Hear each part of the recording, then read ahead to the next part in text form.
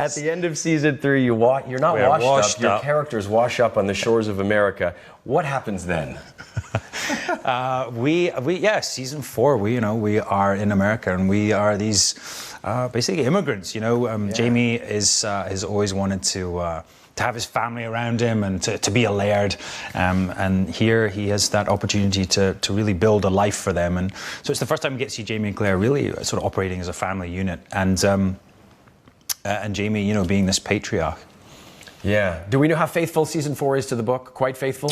We've always stuck pretty faithful to the books. There are going to be some little surprises for fans of the books as well.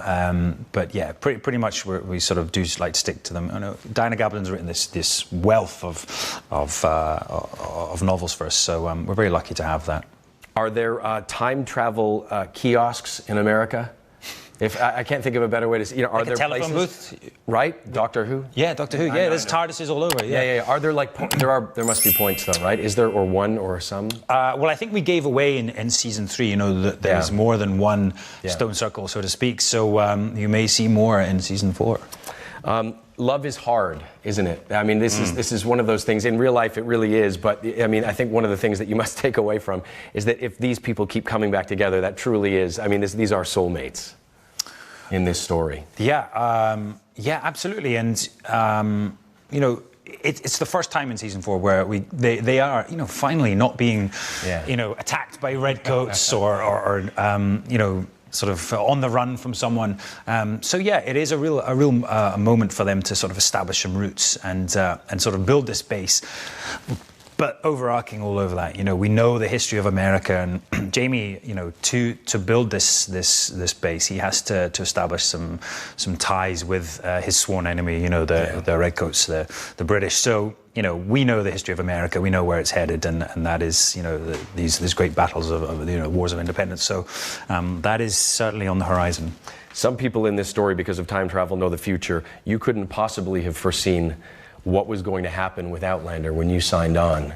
Looking back on it, how do you feel about it? Yeah, it's been an incredible journey, and here we are in the studios in Scotland, and 4 years ago this was an empty warehouse, and we felt it felt very new and very fresh, and we had no real idea of where this show was going to go. And we've been all over the world. We've been to different countries shooting.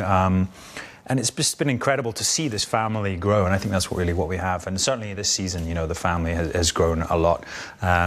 So yeah, we feel very fortunate to still be playing these characters, but to have seen them grown as well. It's kept you fit. You've had to stay fit.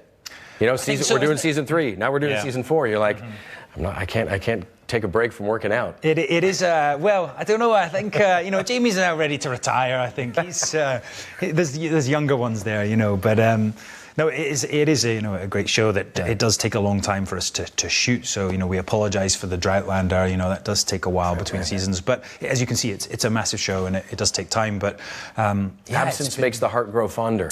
Hopefully, yes, and our fans do keep coming back, and we seem to be attracting more fans as well now, so we feel very lucky. They seem to be with you through thick and thin, though. They're just, your fan base is incredibly loyal. They are super loyal, and I think we have really to thank Diana Gabaldon for that, for her book series. But also our show, has gathered its own fans from the show, and I think it's interesting. I think people have sort of been discovering it throughout the years. So even this last year, we seem to have gathered a real big strong fan base in the UK. So it just seemed like this sort of rolling ball. Yeah. Your character will get to meet his daughter for the first time, and I think Kat was telling me you haven't. I know I'm not. Spoiler alert. Nothing but on this set. Working up to that, you've got to be anticipating. That's a huge moment that everybody's working towards this. I think for Jamie, it's going to be a defining moment. Yeah, he's got this family around him. He's never had his own children around him. He's got his sort of surrogate son, Fergus, and his, Ian, who's, his own blood. But for him to finally meet his daughter, it's going to be really interesting. We haven't shot that yet, but, he's obviously seen pictures of her, but he's never met her. And I think that's going to be, a really big moment. Yeah. You mentioned pictures. He didn't deal very well with the bikini photo. I'm just wondering, how is he? There's that bikini photo. That's scratching the surface. She better not turn up in a bikini. There'll be trouble. She'll be grounded for weeks. That is one of the great things about the show, isn't it? That kind of like forcing kind of modernizations on people who aren't quite ready for it yet. Yeah, and I think that's what's great about him, you know, Jamie. He's always learning from Claire, you know, and sort of the values of her world and the future. And she's always learning from him as well. But yeah, I think we're lucky, you know. I think it wouldn't have worked if he was quite so stuck in his time zone. You know, he is a very forward-thinking man, and but yeah, when it comes to bikinis and his daughter, I think that's... Cover yourself. Yes, how dare you. You're... Obviously, people love the love scenes. Do they get easier? Is it more difficult? The same as in season 1, doing the love scenes? As you get older, you get more experienced. Learn to take your time. No, and they get hotter. No, it's you know, it's never easy. Yeah. But it's been interesting, you know, they're obviously a really big part of the show and of the relationship between Jamie and Claire, and we've always tried to make each one different and move the characters forward and where they are in their relationship. And right now, you know, in season 4, they are, you know, this couple that have really laying down roots and sort of living this family life that's we've never had a chance to do that. So now I'm not going to ask you how steamy the scenes are, because now you're talking about true love and the family being together and all that stuff, so we'll move on. We don't have to talk about it, because I just had to ask Kat on the steamy meter, how steamy were they from 0 to 10? But we'll say they're family steamy. Family steamy, yes. That even sounds worse, maybe. I'm not sure. There is...